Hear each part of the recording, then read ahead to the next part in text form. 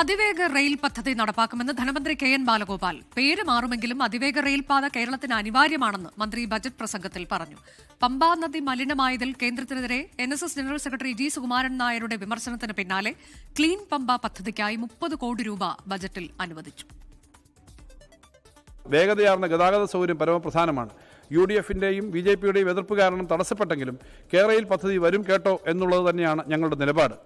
Silver line പകരം തിരുവനന്തപുരം മുതൽ കാസർഗോഡ് വരെ അർദ്ധ അതിവേഗ പാത നടപ്പാക്കുമെന്നാണ് പ്രഖ്യാപനം. RRTS പദ്ധതിയുടെ പ്രാരംഭ പ്രവർത്തനങ്ങൾക്കായി 100 കോടി രൂപ ബജറ്റിൽ പ്രഖ്യാപിച്ചു. വിഴിഞ്ഞം തുറമുഖത്തിന്റെ 2ാം ഘട്ട വികസനത്തിനായി 1000 കോടി രൂപ കിൻഫ്രയിൽ നിക്ഷേപിക്കും.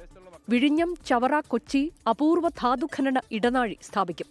MC റോഡ് വികസനത്തിന് 5917 കോടി രൂപ അനുവദിച്ചു. തിരുവനന്തപുരം മുതൽ അങ്കമാലി വരെയുള്ള MC റോഡ് 24 മീറ്റർ വീതിയിൽ 4 വരിയായി വികസിപ്പിക്കും. കട്ടപ്പന മുതൽ തേനി വരെ തുരങ്കപാതയുടെ സാധ്യതാ പഠനത്തിനായി 10 കോടി രൂപ ബജറ്റിൽ പ്രഖ്യാപിച്ചു. സാർ, തിരുവനന്തപുരം മുതൽ അങ്കമാലി വരെയുള്ള MC റോഡ് 24 മീറ്റർ വീതിയിൽ 4 വരിയായി പുനർനിർമ്മിക്കുന്ന പദ്ധതി കിഫ്ബിയിലൂടെ ഏറ്റെടുക്കുകയാണ്. ഇതിന്റെ പ്രാരംഭമായി ഫണ്ട് മുമ്പ് വെച്ചിരുന്നതാണ്. തുരങ്കപാതയുടെ സാധ്യതാ പഠനത്തിനായി 10 കോടി രൂപ വകയിരുത്തുന്നു. ശബരിമല മാസ്റ്റർ പ്ലാനിനും ക്ലീൻ പമ്പ പദ്ധതിക്കുമായി 30 കോടി രൂപ വീതം, വയനാട് കാസർഗോഡ് പാക്കേജുകൾക്ക് 80 കോടി രൂപ വീതം, കുട്ടനാട് പാക്കേജിന് 75 കോടി രൂപ വീതവും കൂട്ടി. IT മേഖലയ്ക്കുള്ള വിഹിതം 548 കോടി രൂപയായും വർദ്ധിപ്പിച്ചു. 24 തിരുവനന്തപുരം.